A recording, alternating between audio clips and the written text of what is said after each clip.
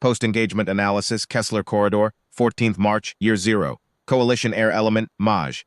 A. Voss, lead, 161 seconds. Coalition Aircraft, 6. American Aircraft, 1. Coalition losses, 4 aircraft, 2 pilots. Cause of loss, unknown. American Intercept Solution, manual targeting, closure speed beyond standard avionics parameters. American call sign logged at debrief, flare wing. Status at filing unidentified. Case, open.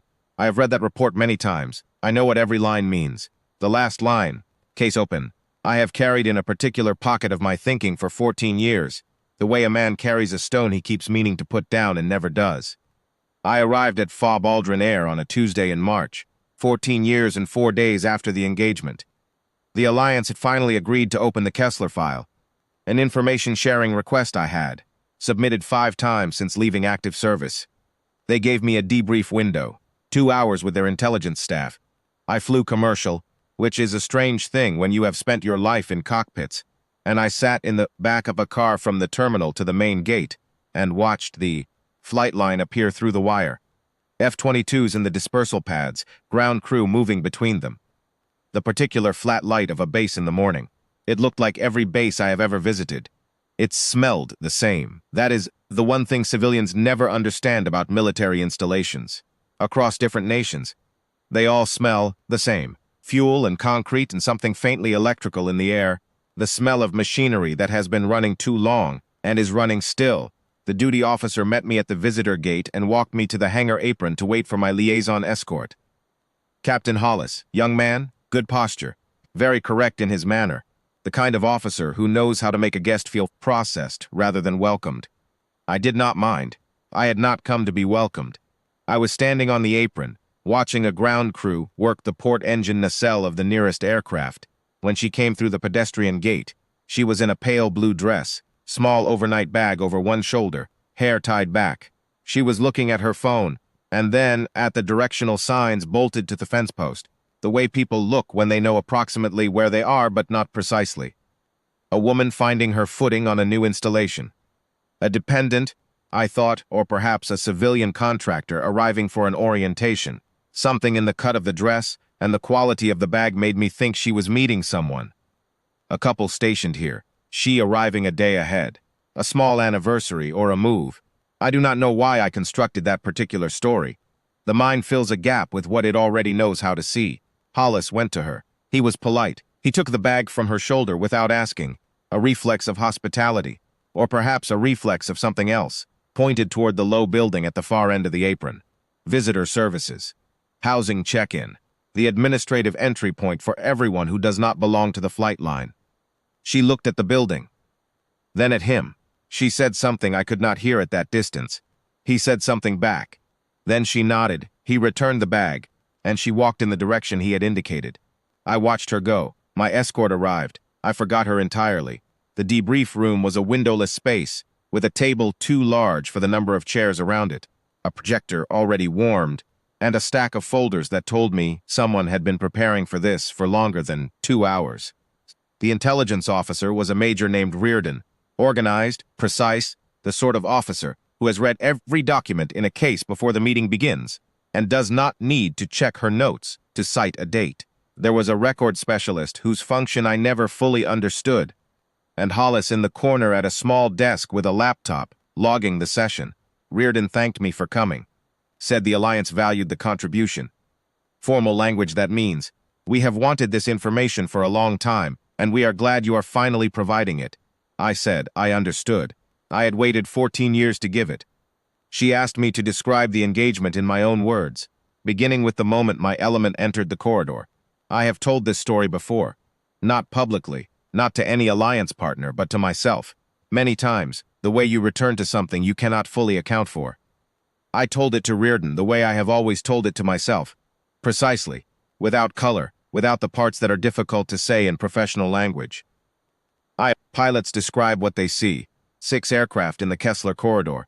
Tight formation. A specific tasking I am not at liberty to detail even now, 14 years later, in a debrief that has been approved at the highest level of the information sharing agreement. The American presence in that airspace was not expected. The engagement began at a range that should have given us a technical advantage. Avionics were calibrated for that corridor, that altitude band, those closure angles. We had flown it. In training, we knew the geometry. When the contact call came from my number 3, I had already begun my own solution. One aircraft, she said. F-22, one. I told Reardon what happened in the 161 seconds that followed. I will not reproduce it entirely here, because it still costs something to say, and I have learned over 14 years that the cost is not diminished by repetition. It simply becomes more familiar, the way a scar becomes familiar but does not become comfortable. What I will say is this: the aircraft that entered that corridor took a targeting solution that our own sensor data, reviewed carefully in the months after the engagement, confirmed was outside the standard parameters of the F-22's avionics package at that closure speed and that angle. Not impossible. Pilots override automated systems and solve manually. This is not unusual in contested airspace. But the angular calculation required at the closure rate we were generating, with 4 of my aircraft in motion across different vectors, demands a processing speed that sits at the absolute edge of what a human being can do in real time. Our analyst said so. American analysts, when we were finally given access to their review, said the same thing. It was not luck. It was not a favorable geometry that made the problem simple. The problem was as hard as it looks, and she solved it 4 times in 161 seconds. I lost 4 aircraft. 2 pilots survived ejection. 2 did not. I brought 6 aircraft into the Kessler corridor. I came out alone. There was a moment in the debrief room, after I said that last sentence, when no one spoke. Reardon was writing. The record specialist was very still. Hollis was typing at his laptop in the corner. I could hear the keys, and then I could not. Reardon looked up. She asked, "What was the call sign of the American aircraft?" I said, "Flare wing." The typing stopped. I noticed it because the room had been quiet in a particular way, the productive quiet of a meeting in progress. And what followed the stopping of the keys was a different kind of quiet. I looked up. Hollis was not at his laptop. He was standing, not dramatically, simply on his feet, the way a man stands when a signal has reached him, that his body processed, before his mind caught up. His face had the expression of a man who has been holding a piece of information at the wrong angle for a long time, and has just understood the correct angle, and the understanding is not comfortable. He said, "Sir, excuse me. One moment." He left the room without waiting for acknowledgement. Reardon and I looked at each other. She said nothing. I said nothing. The record specialist had found something very important to look at in his folder. I did not understand what had happened. I had set a call sign, a 14-year-old call sign from a classified engagement. That was the precise reason I was in this room. What had Hollis heard in those 2 words that required him to leave? I turned the question over. I am a methodical man. I looked at the folders on the table, at the projector's light on the blank screen at the end of the room. At the door Hollis had gone through. I did not arrive at an answer. I sat and I waited. He was gone perhaps 4 minutes. When the door opened again, he held it open and stepped aside. She came in still wearing the blue dress. The overnight bag was gone. She had set it somewhere or given it to someone. Her hands were empty. She looked at the table, at Reardon, at the folders, and then at me. The way she took in the room, quadrant by quadrant, settling last on the element she could not immediately identify, was not the way civilians enter a space. I have sat across from hundreds of officers in career, in debriefs, in operational reviews, in the kinds of rooms where people tell difficult truths about things that went wrong. I know how a trained pilot parses a room. She parsed it. Then she sat down across from Reardon and said, in a voice that was neither hurried nor particularly interested in anyone's discomfort, "I assume someone said the call sign." Reardon said, "Yes, ma'am." She said, "Then let's finish the debrief." I was still seated. I should explain that, because I am going to explain that it changed. A man of my background, my training, 14 years of turning over the same 161 seconds in the same careful way. There are things you prepare to feel when you finally enter the room, where the answer might be sitting. I had prepared myself for a record, a file, a name attached to a sortie number, and a declassified summary, and a photograph on a service record. I had prepared to feel the particular relief of a case that is no longer open. What I had not prepared for was the specific quality of understanding that arrives when you realize the answer has been on the apron for 20 minutes and no one knew it because no one knew to look. I stood up. I am aware of how that looks.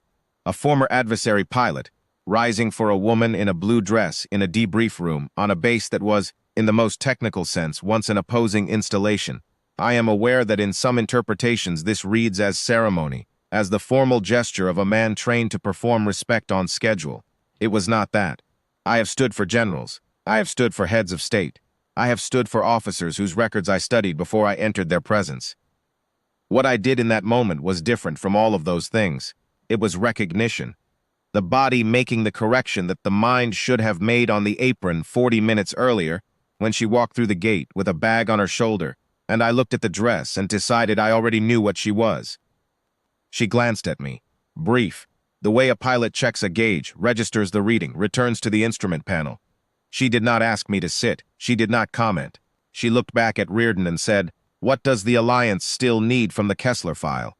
Reardon told her. She answered. She was in that room for 40 minutes, and in those 40 minutes she described the engagement from her side with the same chess precision I had used from mine. Corridor entry, closure geometry, contact solution. The moment the avionics reached the limit of their capability and she took the controls back fully and flew the problem by hand. The two accounts lined up in every technical particular with the quiet accuracy of two people who were both paying close attention to the same 161 seconds for entirely different reasons. When they overlapped exactly, something in the room shifted. Even Reardon felt it, I think. You could see it in the way she stopped writing and listened. At one point, Reardon asked about the targeting solution, the manual override, the angular calculation at that closure speed, how she had managed it. She said, "The system was giving me a solution that would have arrived too late, so I gave myself a better one." That was all she said about it. She did not explain further. She did not invite a follow-up. She had answered the question with precision, and she moved on, because the question was answered, and there was more to cover. When it was over, she stood, gathered nothing, because she had brought nothing in, nodded to Reardon, nodded to me, the same quality of nod, the same level. Brief assessment, it would have taken a surgeon to call a glance, and walked to the door. Hollis held it. I noticed that. He held it, and he did not speak, and he did not reach for anything she was carrying, because she was carrying nothing, and he stood straighter than he had stood all morning. I have thought many times since about what I saw on that apron, the bag lifted from her shoulder, the pointing hand, the direction to the building at the far end of the tarmac where the forms are, and the chairs are, and the people behind the desks have lanyards and clipboards, and nothing to do with the flight line. I am not able to say, even now, precisely what I was expecting a pilot with her record to look like when she came through a gate. I did not know she existed until 40 minutes after she arrived. That is the shape of the error. Not cruelty, not even carelessness in the way carelessness usually announces itself. Simply the assumption that forms before information does, that looks at a pale blue dress and an overnight bag and makes its quiet decision and walks away satisfied. The system was giving him a solution that would have arrived too late. She solved her version of that problem in 161 seconds. His version, I think, he is still working.